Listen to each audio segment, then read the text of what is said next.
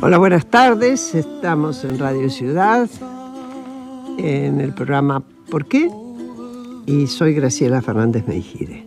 Y seguimos con un ciclo que empieza, se desata ahora, digamos, que tiene que ver con el bicentenario. Nuestro país visto hoy, cómo está, cómo lo imaginamos para adelante, y teniendo en cuenta que son 200 años desde nuestra independencia en 1816. Para charlar, tomando un café, están con nosotros Jorge Fontevecchia, que es periodista, es cofundador y presidente de SIU, de Editorial Perfil, y Julio Blanc, que también es periodista, editor jefe y analista político del diario Clarín y maestro de la Fundación Nuevo Periodismo Iberoamericano. También conduce Código Político los jueves a las 23 por TN. Julio, vos empezaste estudiando química. Es verdad. Y terminaste haciendo periodismo. Verdad. Eso fue la segunda mitad del siglo pasado. Literalmente.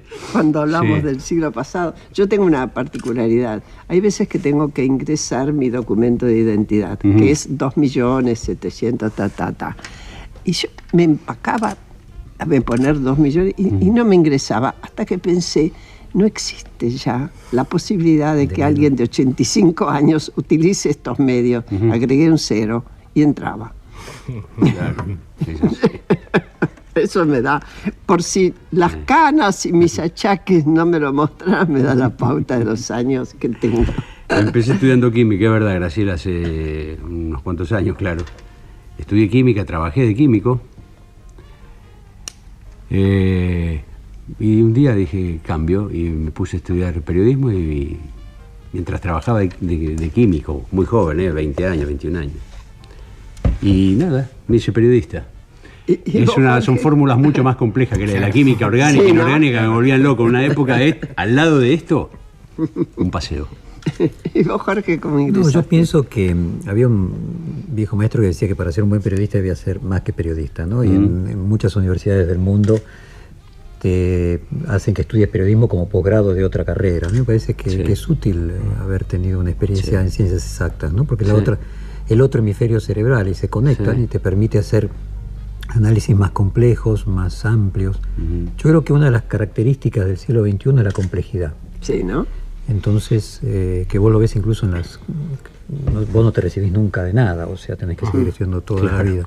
Entonces, tener una formación en campos diversos a mí me parece que enriquece la unidad del periodista. Es probable. Lo digo con mis hijos, que por ahí no saben si empiezan una carrera o otra. Estudien lo que quieran, estudien. Todos los saberes son tuyos. Y lo que hagas, lo vas a hacer mejor cuanto más cosas sepas. Me parece que, ¿no? El especialista enfocado en una sola disciplina, como muy bien dice Jorge, por ahí le cuesta adaptarse al mundo real de hoy, ¿no? En nuestra época, sobre todo en nuestra profesión. Vos fíjate que la gente estudiaba, buscaba profesiones, o sea, estudiaba algo que tuviese salida laboral. Creo que estamos volviendo como al siglo XVIII, donde las grandes universidades decían que ellos enseñaban ciencias, no profesiones, porque los chicos de hoy saben que un título universitario ya no da garantía de un trabajo.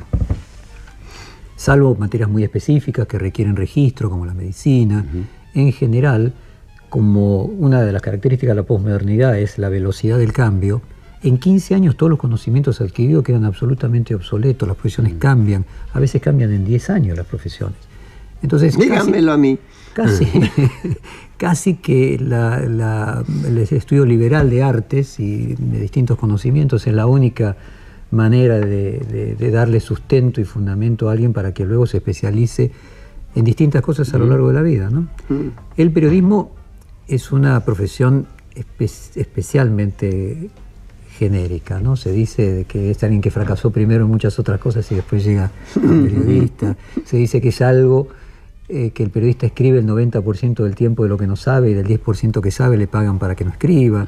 O sea, hay una cantidad que tenemos una enorme cobertura pero de una profundidad de 1 centímetro, un gran lago solo de superficie, aquello de que la presión es inversamente proporcional al espacio, y entonces nosotros tenemos que hablar de tantas cosas que no sabemos, y rápido. Sin embargo, sin que sean ustedes exclusivos en estos saberes y todo, yo les pedí que estuvieran, y ustedes tienen la generosidad de venir, porque escriben un poquito más profundo, o bastante más profundo que ese centímetro. Por eso les pedí que por favor nos ayudaran a ver hoy nuestra realidad e imaginar, si quieren, lo que podría ser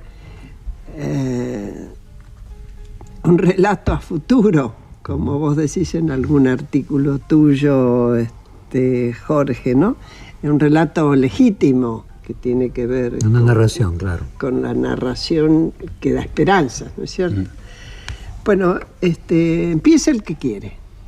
Pues dale, yo hablo de la narración desde la perspectiva que yo tengo, que es casualmente lo que se le critica al macrismo, que le falta poética. No sé si le falta poética o le falta capacidad de abstracción, pero bueno, más allá del macrismo, mi mirada es que yo tengo una mirada hegeliana a la historia. Yo no creo que Macri sea causa, sino lo veo como una consecuencia de algo que lo excede enormemente. Por lo tanto, si falta esa narración, no la va a crear Macri, la va a crear la sociedad. Y te contaba antes de comenzar que a mí me tocó vivir te quería hablar de Brasil, a mí me tocó vivir en Brasil en fines de los 80 y mediados de los 90, haciendo periodismo, y hace 25 años que tengo una relación periodística estrecha con Brasil, y lo que he visto, que me hacía acordar el libro de Plutarco, Vidas paralelas de Grecia y Roma, vidas paralelas entre Brasil y Buenos Aires. Yo lo que he visto es que hay una lógica geopolítica del Atlántico, de Sudamérica Atlántica. Primero, déjame que diga que yo veo a Sudamérica como 2 Sudaméricas, la Atlántica y la Pacífica. La Pacífica con pueblos originarios, más pro-norteamericana, más conservadora, y la del Atlántico más europea mediterránea, con una construcción de la población distinta a la del Pacífico, todos inmigrantes, inmigrantes europeos o inmigrantes africanos. No importa que hayan venido voluntaria o involuntariamente, pero son todos habitantes de un territorio trasplantado, lo que genera una dinámica distinta. Entonces yo veo que hay un paralelismo entre el Sudamérica Atlántica, y como te decía, tengo la experiencia, habiendo vivido, de ver que se dan los ciclos muy, muy parejos. A veces Argentina adelanta un poquito, a veces Brasil adelanta un poquito, pero en líneas generales lo que vos ves es que los dos repiten con sus diferencias, pero en la esencia procesos políticos similares. ¿Hubo dictaduras en los 2 países? Bueno, ahí fue más extenso, ¿no? Porque el Brasil empezó en 64, pero después fue una... Bueno, pero nosotros también tuvimos dictaduras que empezaron antes, simplemente que tuvieron un breve interregno, pero también, o sea, el proceso de dictadura, o sea, si querés empiezan Getúlio Vargas, o sea, Getúlio Vargas y Perón, dictadura, llegada a la democracia, con 2 años de diferencia. Los 2 países tenían hiperinflaciones, los 2 países hicieron un plan antiinflacionario exitoso y que llevaron la inflación a 0. Los 2 países hicieron un plan de convertibilidad de su moneda para que sea antiinflacionario. Los 2 países entraron en los 90 con las privatizaciones. Los 2 países entraron en el siglo XXI con el populismo, con derechos universales, con asistencialismo universal. Argentina en ese caso, ahí siguió a Brasil. En los casos anteriores, en la economía, en la democracia, Brasil siguió a Argentina. O sea, siempre la diferencia de timing nunca es más de 2 o 3 años.